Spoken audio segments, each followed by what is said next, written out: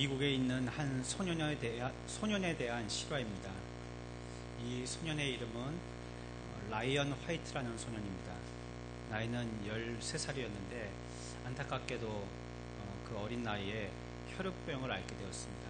그리고 이 아이가 혈육병 수술을 받던 중에 수술 중에 그 수혈이 잘못되어서 에이즈에 걸리고 말았습니다. 에이즈는 안 좋은 관계로 인해서 걸리기도 하지만 이처럼 수혈 때문에 걸리는 경우들도 많습니다. 이유는 어른들의 부주의 때문이었죠. 결국은 이 소년의 이 시한부 인생을 살게 되었습니다. 하지만 이 라이언이라는 소년은요, 기특하게도 자기가 죽을 줄 알면서도요, 누구를 원망하지도 않았고요, 또 변함없이 자기가 힘될 때까지 밝게 학교를 다녔습니다. 오히려 아프기 전보다 더 친절하게 자기를 염려하는 사람들을 그대로 위로하고 또 부모님 앞에 더 기쁨이 되고자 힘을 썼습니다. 이런 사실이 이제 세상에 좀 알려지게 된 것입니다. 그래서 라이언의 이야기가 신문에 게재가 되고 또 TV로도 소개되면서 많은 사람들이 이 라이언이라는 아이에 대해서 관심을 갖게 되었습니다.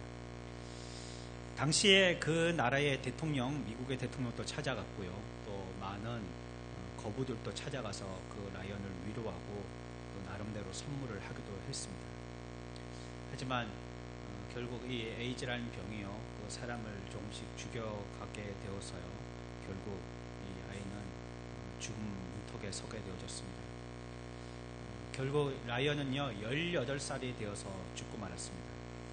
라이언이 죽기 전에 마지막으로 그 아버지와 나눈 대화의 내용이 한 잡지에 실리게 되었습니다. 그 내용은 이와 같습니다. 아들아, 미안하다. 이제는 내게 아무것도 해줄 것이 없구나. 이 아빠가 더 이상 어떤 선물도 줄 수 없음을 용서해다오. 아빠, 전 지금까지 많은 선물을 받았지만 아무도 아빠 같은 선물을 준 사람은 없었어요.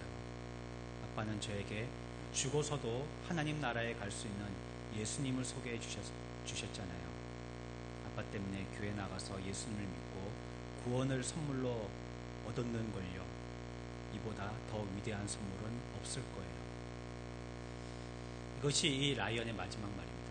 그리고 아버지와 작별 인사를 하고 이 라이언은 자는 것과 같이 숨을 거두었습니다.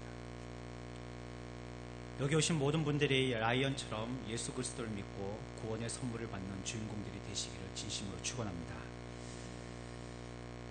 그리스도께서 오시기 전에 하나님을 예배하는 나라는요, 유대인들의 나라뿐이었습니다. 우리나라를 포함해서요, 세상의 모든 나라는 하나님을 예배하는 것이 아니라 해나 달이나 별, 바위, 나무, 동물, 심지어는 자기가 조각칼로 직접 깎은 조각상에 이르기까지 각종 형상들을 예배하고 특히 귀신들을 섬겼습니다. 그렇지만 처음부터 그랬던 것은 아닙니다. 처음에 모든 인류는 이 땅에 번식하고 있던, 이 생존하였던 모든 인류들은 하늘과 땅을 만드신 하나님을 예배했었습니다. 그렇지만 홍수가 지나면서요, 홍수 이후에 200~300년이 지나면서 사람들은 조금씩 더욱더 악해져 가고, 그러면서 하나님을 예배했던 사람들이 하나님을 잊어버리고 하나님에게서 멀어지고 말았습니다. 이 영적인 존재는 하나님과 마귀, 이렇게 우리의 눈에는 보이지 않지만 실존하고 있는데요, 이 마귀가 사람들이 하나님이 아닌 다른 것들을 예배하도록 우리의 마음에 틈탔습니다. 그래서 시간이 지나면 지날수록 하나님이 아닌 존재에게 예배하고 하나님 아닌 존재를 의지하도록 우리의 마음을 유혹하였던 것입니다.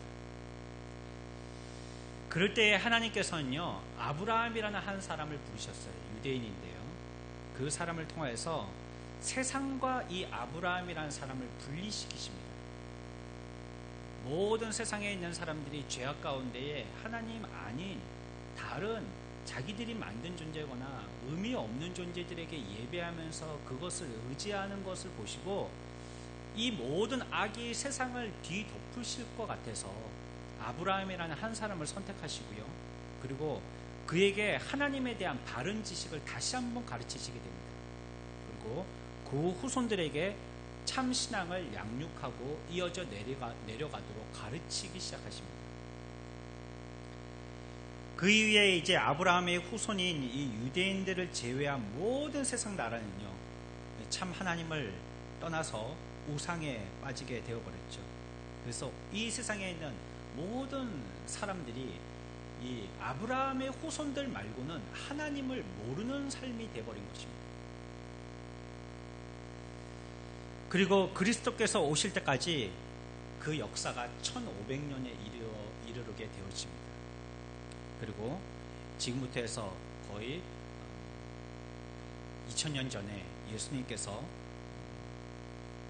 나사렛이라는 곳에 나시게 되어지시면서 유대인에게만 복음을 전하였던 그 복음이 이제 예수님께서 죽고 나신 후에 제자들에게까지도 복음을 전파라는 그 복음 전파의 가르침이 이어지면서 이 복음이 유대인이 아닌 다른 나라의 사람들에게까지 이제 퍼쳐지게 되어진 것입니다. 그래서 사실 우리가 예수 믿는 것은 새로운 것이라든지 아니면 서양의 어떤 종교를 우리가 받아들여서 하나님을 믿는 것이 아닙니다. 사실은 우리가 우리의 옛 조상들이 잃어버렸던 것을 새롭게 되찾은 것이고 이것이 어쩜 우리들에게 자연스러운 것이고 당연스러운 것입니다. 우리의 마음 가운데는 하나님이 사람을 지으실 때에 하나님을 찾도록 하시는 본성을 자동적으로 넣어주셨어요. 우리 인간의 DNA 속에 그런 것을 넣어주셨습니다. 그래서 어떤 인간도 신이 없다라고 하는 인간조차도 그의 삶 가운데서 어쩔 수 없이 그의 양심은 신을 찾게 돼 있고 신을 의지하려고 하는 마음이 우리의 마음속 깊은 저변에 깔려 있는 것입니다. 그래서 우리의 입에 내가 교회 다니는 사람도 아닌데 다급한 일을 만나면 아이고 하나님이라고 얘기한다든지 아니면 그 대상의 이름을 뚜렷하게 확실히는 잘 모르겠지만 어떤 다른 이름 내가 찾아가기 손쉽거나 아니면 지금까지 우리 조상으로부터 유전되어 왔던 어떤 그 조상이 따르던 신들의 이름을 부르면서 하나님을 찾으려고 나름대로 애를 씁니다. 우리의 옛 조상들은요 하늘에 어떤 신이라고 어떤 분이 계신다라고 생각하고요 그분에 대해서 천지신명이라고 부르기도 하고 또 어떤 이방 종교 다른 종교의 이름을 따라서 옥황상자라고 부르기도 했습니다. 그리고 바다에도 신이 있다라고 생각하고 또 산에다고 신이 있다라고 생각하고 어떤 때에는 집에도 신이 있고요 또 지붕에도 신이 있고 방에도 신이 있고 부엌에도 신이 있다라고 어떤 때에는 화장실에까지 신이 있다라고 생각을 했어요. 이런 것들이 우리는 정확하게는 모르지만요 그 신들의 이름이 분명하게 우리의 찾는 그 신이 맞는지 아닌지는 모르겠지만 여하튼 우리 부모로부터 그런 신이 있다라고 들어와서 내 마음도 동하기 때문에 그런 신을 자꾸 찾고 의지하게 되는 것입니다. 이렇게 예수님의 제자들에게 예수님께서 그 하나님이 어떤 분이신지와 하나님이 모든 사람들이 알아야 될 섬김의 대상이고 우리의 주인이시라는 것을 갖다가 가르치게끔 명령을 주셨을 때에 이 유대인들은요 사실 이 일을 별로 달가워하지 않았습니다. 왜냐하면 자기들은 특별한 민족이라고 생각했기 때문에 그렇습니다. 지금에까지 이르고 있는 이 유대인들이 자기들은 하나님에게 특별하게 선택받은 백성들이기 때문에 구원받을 사람들, 하나님을 알아야 될 민족들은 오롯이 자기들 유대인 나라뿐이어야 한다라고 생각했기 때문입니다. 어쩜 이거 인간의 교만이죠. 내 거니까 다른 사람 줄 수 없어 하는 이런 욕심이 앞섰던 것입니다. 그러나 그리스도께서는요 어떤 민족이든지 어떤 사람이든지 세례를 받는 사람은 또 예수 그리스도를 입으로 신하고 내 마음에 모셔드리는 사람들은 구원을 받을 것이고 반대로 믿지 않는 사람은 어떤 나라 민족을, 유대인을 포함해서 어떤 나라 민족이라 할지라도 모두 멸망을 당할 것이라고 말씀하셨습니다. 그래서 이제 그 구원의 기준이 민족적인 구원이 아니라 예수 그리스도를 참 믿고 신하느냐의 구원으로 바뀌게 된 것입니다. 혈통적인 구원이 아니라 내가 이제부터 알고 믿느냐로 그 구원의 대상이 이전의 그 기준에서 변화시켰던 것입니다. 그래서 그 이후에 많은 나라들이요, 예수 그리스도를 믿고 구주로 영접하면서 하나님께로 돌아오는 이런 역사들이 일어나게 되어졌습니다. 그것이 오늘날 세계 각처에 흩어져 예배드리고 있는 교회와 기독교입니다. 그리스도는 세상의 빛이십니다. 여러분들 빛을 아시죠? 우리도 여기 실내에 빛을 켜놨기 때문에 지금 이렇게 얼굴을 서로 마주보고 서로를 알게 됩니다. 어두움에 빛을 끄게 되어지면요, 깜깜해서 아무것도 식별할 수 없게 되죠. 도심은 집에 불 끄고 자도요, 골목에 가로등 불빛이 환하고 또 찻길이 있어도 그 찻길에 차들의 불을 안 켜더라도 밝을 정도로 가로등 빛들이 요즘은 뭐 LED로 다 갈았어요. 환하게 비칩니다. 예전에는 뭐 빛이 없어서 공부를 못 하셨다고 하는데 요즘은 뭐 그런 말은 핑계뿐이 안 되는 거죠. 길에 나와서 책을 보더라도 불빛이 뭐 집보다 더 밝을 테니까요. 빛이 있기 때문에 어둠이 사라지는 것입니다. 어디든지 어둠은 빛을 이길 수 없어요. 빛만 비치게 된다면 그 어두움은 곧 사라지게 되는 것입니다.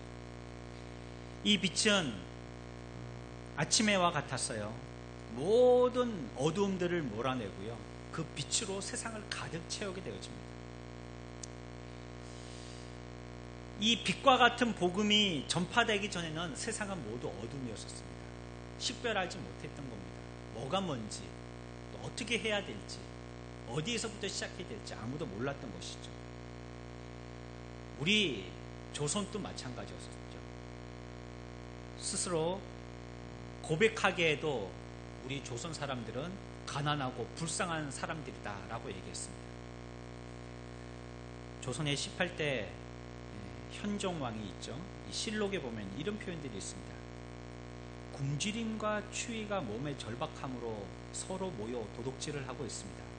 그리하여 집에 조금이라도 양식이 있는 자는 곧 겁탈의 우환을 당하고 몸에 베옷 한 벌이라도 걸친 자도 또한 강도의 화를 당하고 있으며 심지어는 무덤을 파서 관을 열고 죽은 자의 여무의를 훔치기도 합니다. 떠돌며 빌어먹는 무리들은 짚을 엮어 배와 등을 가리고 있으니 시로라기 같은 목숨은 남아있지만 이미 귀신의 형상이 되어버렸는데 여기저기 다 그러하므로 참혹하여 참아 볼 수 없습니다. 감령에서 가까운 고을에서 얼어 죽은 숫자가 무려 190명이나 되고 갓난아이를 도랑에 버리고 강물에 던지는 일이 없는 곳이 없습니다. 수감된 죄인은 흉년이라 해서 용서해 주지 않는데 한번 옥에 들어가면 죄가 크건 작건 잇따라 얼어 죽고 있어서 그 수를 셀 수도 없고 돌림병이 또 치열하여 죽은 자가 이미 670명이나 되었습니다. 실록에 나오는 한 글귀지만요, 그때의 상황이 얼마나 처절했던지를 보여주는 단적인 예가 되겠습니다. 한 해는 굶어서 죽고요, 그 다음에는 전염병으로 죽고요, 그 다음에는 추워서 죽고요, 그 다음에 남은 사람들은 도적대에 죽고요. 그래서 우리들 가운데 붙은 말들이 있습니다. 불쌍하다 조선사람, 불쌍하다 조선사람이라. 어떻게 해봐도 살 방법이 없다는 거예요. 살 길이 없다는 거죠.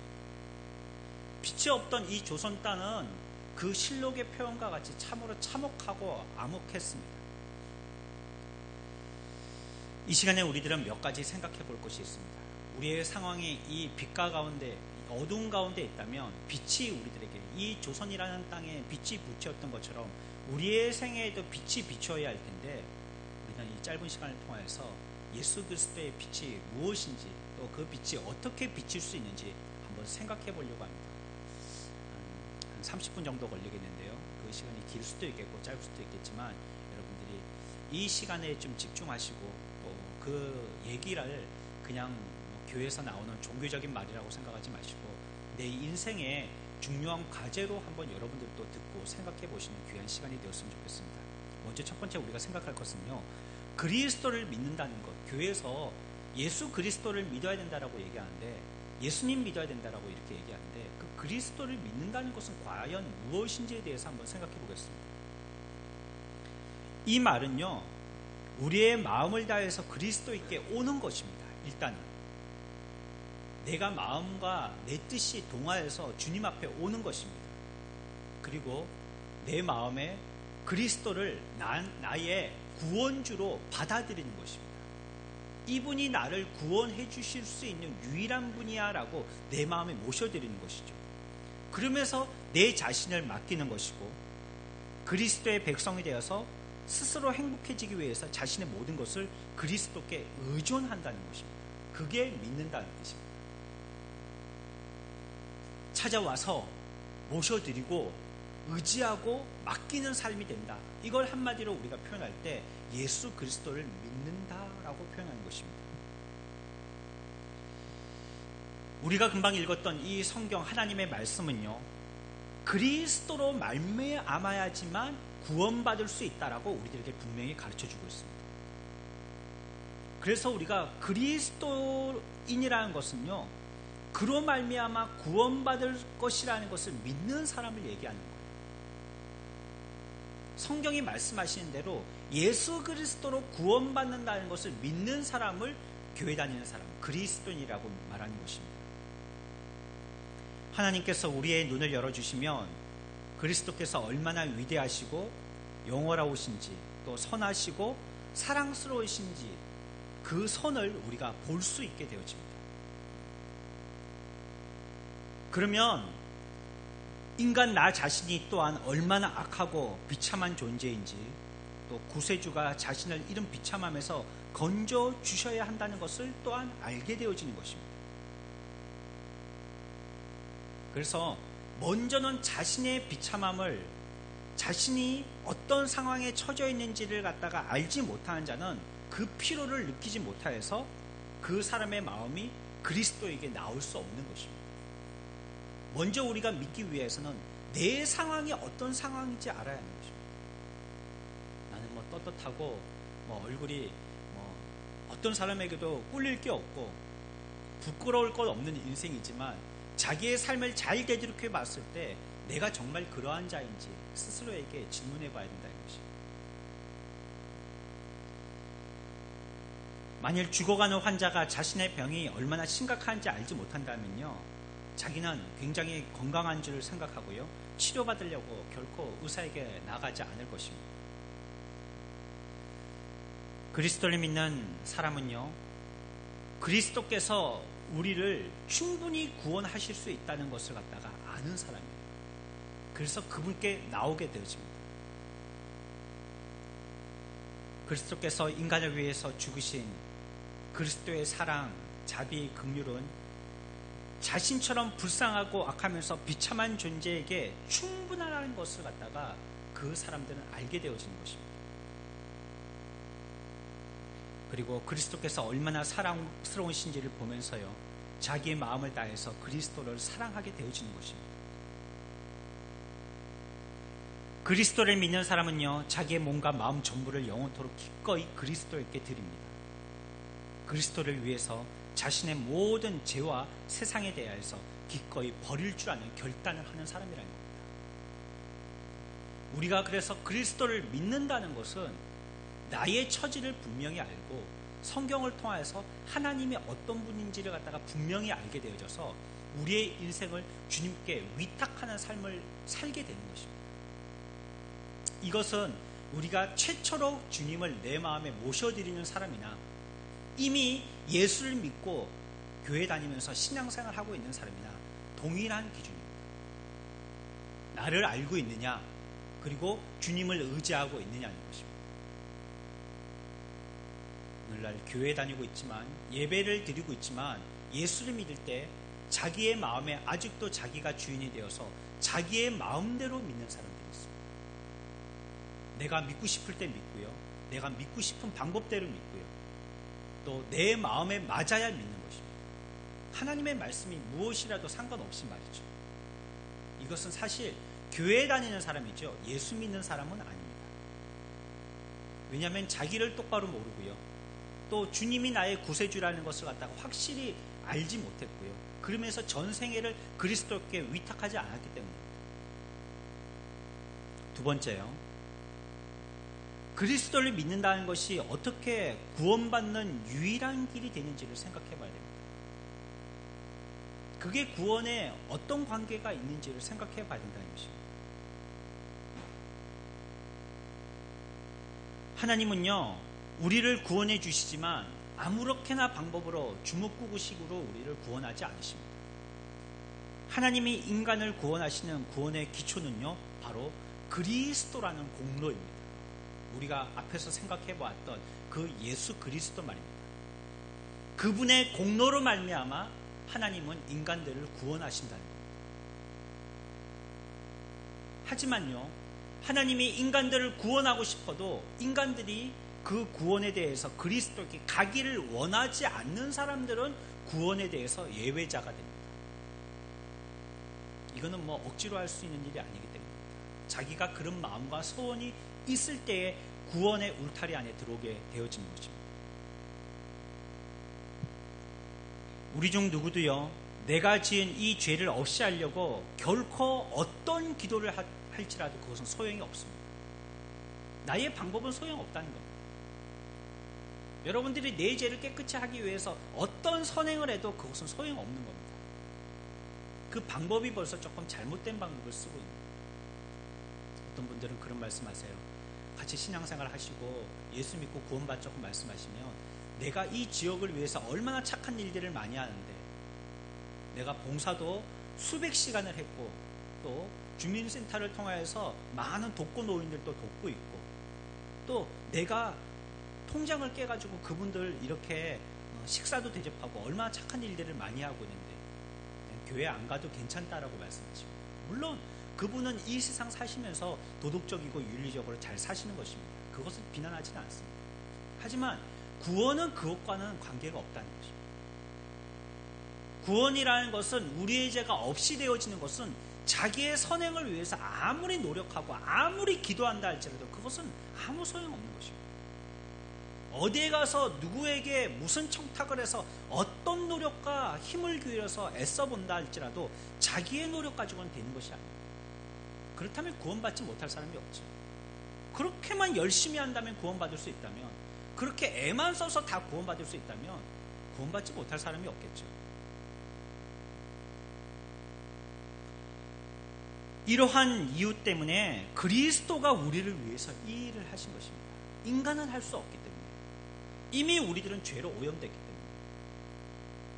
늪에 빠져있는 사람이 옆에 있는 늪에 빠져있는 사람을 어떻게 건져낼 수 있겠습니까?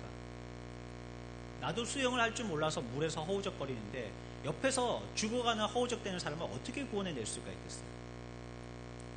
누군가 밖에서 로프를 던지든지 헬기에서 줄을 내려야지만, 다시 얘기하면 물 밖이나 늪 밖에 있는 사람이어야지 그 사람을 건져낼 수 있는 것입니다. 아무리 우리끼리 애를 써봐도, 우리의 수단과 방법을 최선을 다해서 동원해봐도 우리는 어쩔 수 없이 힘쓰는 만큼 더 깊이 빠져들어가고 그만큼 더 빨리 빠져들어가게 되는 것입니다.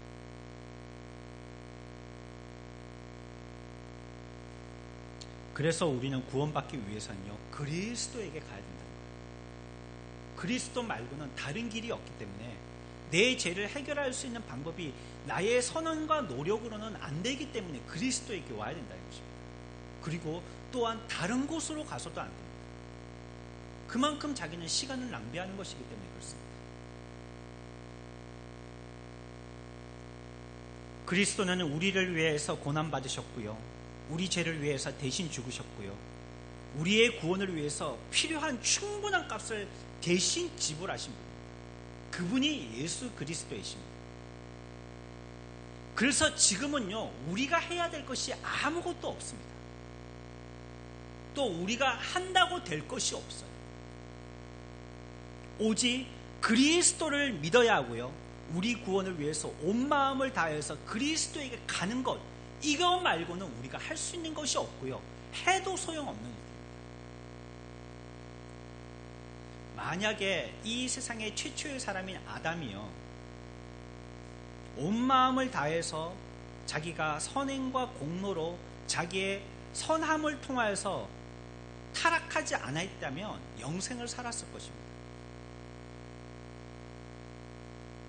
하지만 이미 인생들은요, 우리의 선함을 잃어버렸습니다. 그래서 이 죄로 말미암아 오염되어진 우리의 육체의 이 사망의 고리를 끊을 수 있는 방법이 우리들에게는 없게 되었어요. 우리의 선행을 통하여서는 얻게 됐다는 겁니다. 그냥 그 선행이 지속되어져서 해결될 수 있었다면 아마 아담 이후에 우리 인생들은 죄 때문에 고난과 고통 가운데 살지 않을 것입니다. 하지만 죄 때문에 다 오염되어 버려서 이젠 더 이상 방법이 없게 됐다는 겁니다.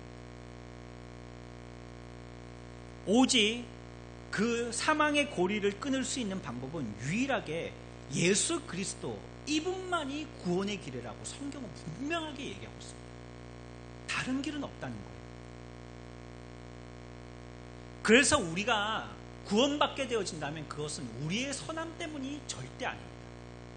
내가 착하기 때문에 구원받는 것이 절대 아니라는 거예요.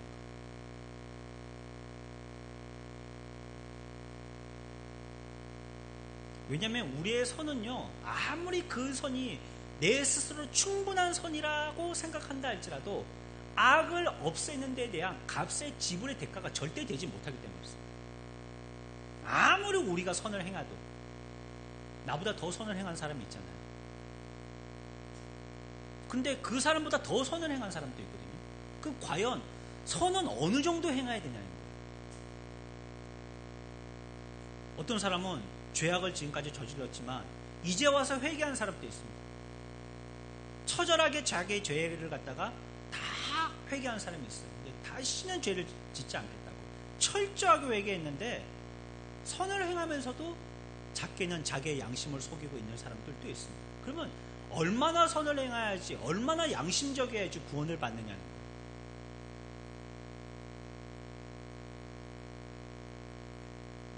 우리의 선함 때문에 구원받는 것이 절대 아닙니다. 우리들은 오히려요, 우리가 얼마나 선하여서 구원받을 수 있는지를 생각하기 전에요, 우리가 얼마나 악한지에 대하여서 스스로 볼 줄 아는 자가 되어야 됩니다. 자신은 아무 가치 없고 지옥에 들어가기에 합당한 자라라고 생각해야 됩니다. 우리 구원을 위해서는요, 그리스도에게 가서 그리스도만을 신뢰해야지 우리 자신의 의를 신뢰해서는 아무 해결도 되지 않는 겁니다.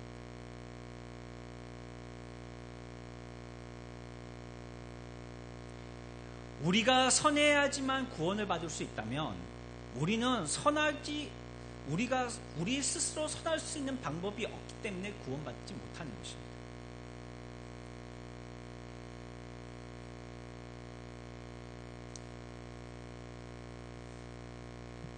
그리스도에게 오는 사람, 이 사람의 오는 그 삶을 그리스도는 선이라고 보시는 겁니다.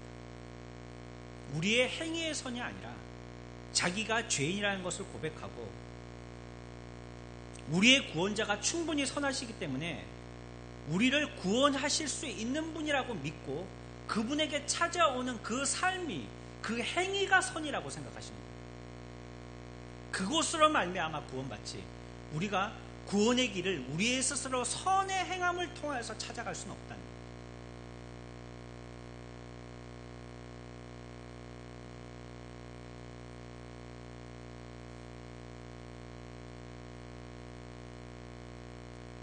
비록 그리스도께서 우리 죄를 위해서 대가를 지불하셨지만요,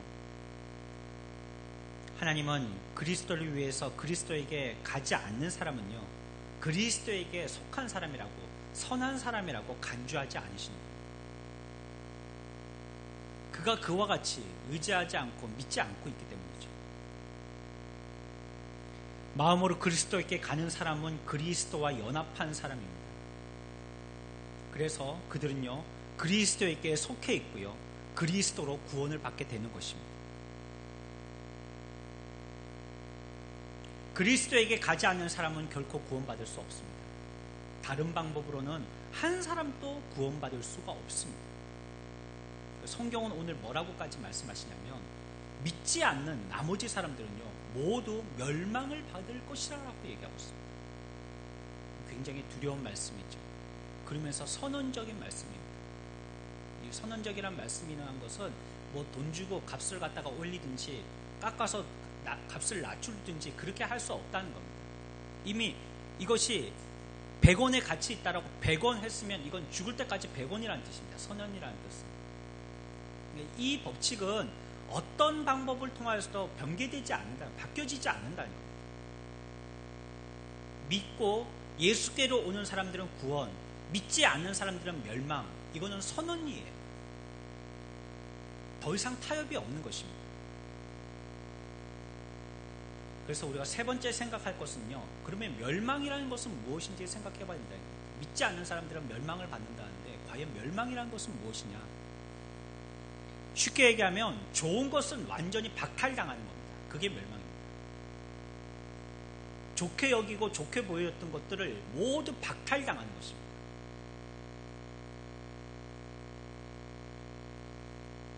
죄 때문에 하나님의 진노의 결과로 말미암아 영원토록 완전한 비참함을 계속적으로 겪게 되는 겁니다. 그게 멸망입니다. 그들에 대해서는 하나님은 던져버리시고요, 결코 보살펴 주거나 자비를 베풀어 주시지 않습니다. 그래서 그들의 삶은 멸망입니다. 구원받은 자들은 하나님께 가까이 가서 하나님께 함께 거하고요, 하나님은 그들을 사랑해 주시지만요, 멸망한 자들은요 분노하시고 미워하시고 영원토록 하나님은 그들에 대해서 적대시 여깁니다. 원수와 같이 여기십니다. 이들은 하나님을 믿는 사람들을 먼 거리에서는 볼 수 있지만요 가까이에서는 볼 수 없을 것입니다. 아무것도 자기의 것으로 가질 수 없습니다. 완전한 어두움 속에서 있게 될 것이고요, 어떤 빛도 받지 못하게 되는 것입니다. 마치 뭐가 같으냐? 우리가 바다에 아니면 뭐 호수에 우리가 먹다만 콜라병이나 사이다병을 갖다가 던지게 되어지면 그 병에 꽉 찰 때까지 그 병은 계속 물속에 잠겨 있고요, 꽉 차게 되어지면 그 병은 결국 바닥에 깔아앉게 되어집니다. 이와 같이 우리의 온통 모든 비참함이 그 병 속에 담긴 물과 같이 우리의 영혼에 가득 차게 되어지는 것을 멸망이라고 얘기합니다. 비참이라는 비참이 온통 들어갈 수 있는 공간에 조금이라는 여지도 있으면 그 여지에 속속들이 꽉 차고 채워지는 것을, 그렇게 해서 비참해지는 것을 멸망이라고 얘기합니다. 멸망받는다는 건 그런 뜻을 얘기하는 것입니다. 멸망받는 자들은요, 우리의 영혼이 죽어서 우리의 몸 가운데에서 나올 때에 하나님은 그들의 영혼을 돌보기 위해서 아무 천사도 보내지 않는 것을 얘기합니다. 오히려 귀신들이 그들의 영혼을 잡아서요, 마치 배고픈 야수들이 그들의 영혼을 달려들어서 먹듯이요, 영혼을 지옥에 던져버리는 것을 얘기하는 것입니다. 지옥에서 그 영혼은 큰 불 속에서 던져져서요, 끊임없이 주야로 고통받는 것을 얘기합니다. 세상의 불은 사람들이 피워야 되겠죠. 하지만 지옥의 불은 사람들이 피울 필요가 없습니다. 왜냐하면 거기에는요 하나님의 진노에 의해서 피워진 불이기 때문에 그렇습니다. 이러한 비참함이 언제 끝나느냐? 영원토록 지속된다라고 얘기합니다. 멸망당한 자들의 비참함은 영원토록 지속되는 거예요. 그 시간에 한계가 없는 것입니다. 한 번 죽은 영혼들은 다시 한번 태어나지 못합니다. 다시 태어나지를 못해요. 그것으로서 끝나는 것입니다. 우리의 인생은 직선입니다. 시작이 있으면 끝이 있는 것입니다. 우리는 잘은 모르지만 어떤 저 영원한 세계가 있다는 것을 알고 있습니다. 그래서 우리의 어르신들이 먼저 돌아가실 때 우리들은 그렇게 얘기하죠. 좋은 데 가서 다시 보자고, 그렇게 인사를 나눕니다. 똑똑히는 모르지만 어디인지 영원한 세계가 있다라고 생각하는 것입니다. 그런데 거기에서 영원한 기쁨과 영원한 고통을 느낄지는 그 죽음에서부터 시작되어져서 영원히 지속되어진다. 그 비참함이라든지 그 행복함은 끝이 없는 것입니다. 아마 그 영원이라는 시간에 들어가서요, 그 삶이 수천 년, 수만 년이 지났다 할지라도요, 그것은 단지 시작에 불과한 겁니다. 다시 시작하는 겁니다. 그때는 아무리 하나님을 알고 하나님께 기도한다 할지라도요, 하나님이 그 소리를 듣지 않으십니다. 더 이상 기회가 없는 것입니다. 이 세상에서 죄인들이 하나님의 말씀을 듣고 하나님께 부르짖는다면 그 간청함에 하나님은 긍휼의 얼굴을 그들에게 돌리시겠지만, 하나님의 말씀을 듣지 않고 이 세상을 떠난 사람들에 대해서는요, 저 세상에서는 더 이상 하나님의 긍휼은 없습니다. 도망갈 길이나 출구도 전혀 없고요, 나를 도와줄 수 있는 사람은 아무도 없습니다. 함께 떨어진, 지옥에 떨어진 사람들도요, 서로를 미워하고 서로를 괴롭힐 뿐입니다. 이러한 삶이 영원이란 시간과 함께 할 때 그 삶은 절망스러울 수밖에 없는 것입니다. 여러분들의 삶을 한번 생각해 보십시오. 여러분들의 삶이 만약에 멸망 가운데 있게 되어진다면, 우리의 남은 생애가 멸망이라면 우리의 이 땅에서의 삶이 얼마나 허무하겠습니까? 여기서 잘 살아보는 게 무슨 의미가 있습니까? 7, 80년이요? 그것은 마치 영원이라는 시간에 비하면 여러분들이 넓은 백지에 볼펜으로 점을 한 번 찍는 것과 같은 시간일 뿐입니다. 영원이라는 시간은 영원인데 말 그대로 그때 대해서의 우리의 삶이 그와 같이 비참함을 겪게 된다면 이 땅에서의 우리의 삶이 아무리 좋은 걸 먹고 입어도 그게 행복하겠냔 말입니다.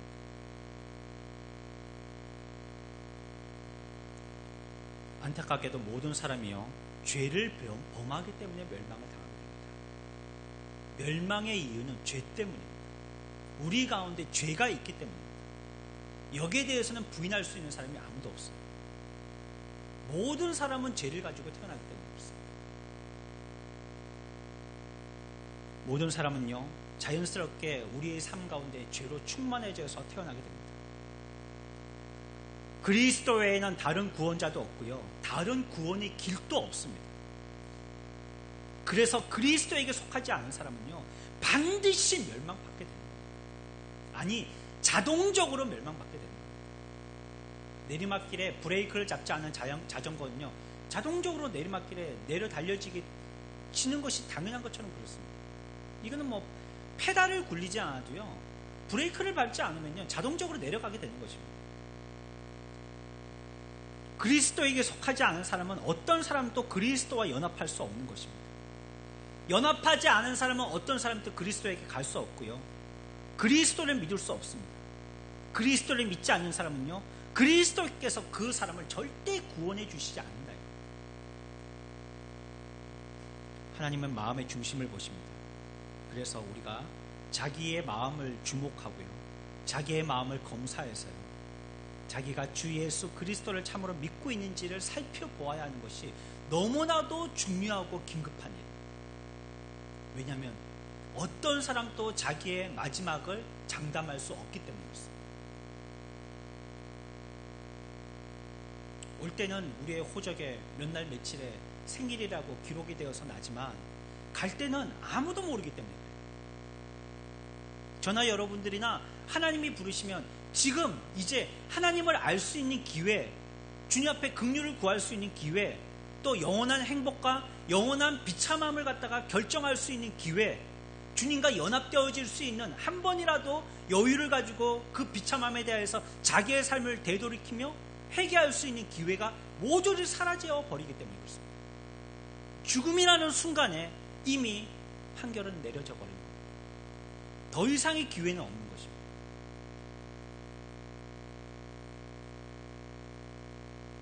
그리스도의 말씀이 내 마음에 꽂히고 하나님의 말씀의 위대함을 체험하는 것이 중요합니다. 하나님의 말씀이 내게 꿀과 송이꿀보다 더 달콤하게 다가와야 하고요, 하나님의 말씀이 어떤 은금보다 귀하게 여겨져야 되는 것입니다. 내가 얼마나 비참하고 악하고 가난한 자인지 자신 스스로를 살펴봐야 합니다. 더럽고 추악하고 악한 피조물이라는 사실을 깨달아야 합니다. 우리는 선행으로서 옷 입고 있을 뿐이지, 목욕탕 들어갈 때 옷을 벗으면 우리의 알몸이 드러나듯이 우리의 이 선악의 거칠장스러운 것을 다 벗고 나면 우리 속에는 악만 남아있다는 것을 스스로 우리의 비참함을 깨닫고 알아야 된다는 것이에요. 그리고 전심을 다해서 그리스도에게 가서 우리의 죄의 유일한 해결자 되실 수 있는 그분에게 구원을 요청해야 되는 것입니다. 우리는 지금 지옥에 갈 위험에 처해 있습니다.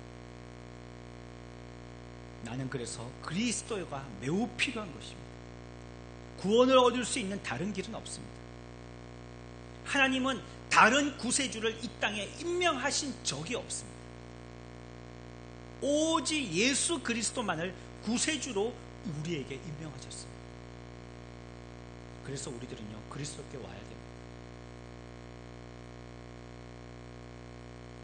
구원의 예외적인 사람은 아무도 없어요. 흑인이요 와야 돼요.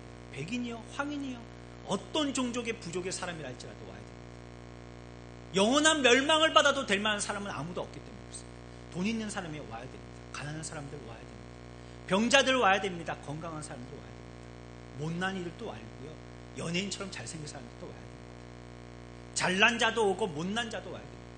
구원에 예외될 수 있는 사람은 아무도 없기 때문에 그 지옥의 비참함을 견디고 그것을 극복할 수 있는 사람은 이 세상에 아무도 없기 때문에 누구도 그것을 나는 감당할 수 있다라고 자신할 수 있는 사람은 아무도 없기 때문에 오늘 그리스도께서 여러분들을 초대하신 겁니다. 비록 여러분들이 누군가의 지인에 의해서 분명히 오셨을 것입니다. 하지만 하나님이 그분을 통해서 여러분들을 초대하신 것입니다. 어쩜 그분의 초대가 여러분들의 인생의 마지막 초대가 될 수 있습니다. 우리의 회원이 되어서 우리의 세를 과시하자는 게 아닙니다. 여러분들이 예수 믿고 이 거리가 너무 멀다면 근처에 있는 교회 다니십시오. 괜찮습니다. 하지만 결정함에 있어서 예수 그리스도로 말미암아 내 죄의 문제를 해결받느냐 해결받지 못하느냐는 이 시간에 반드시 결정해야 됩니다.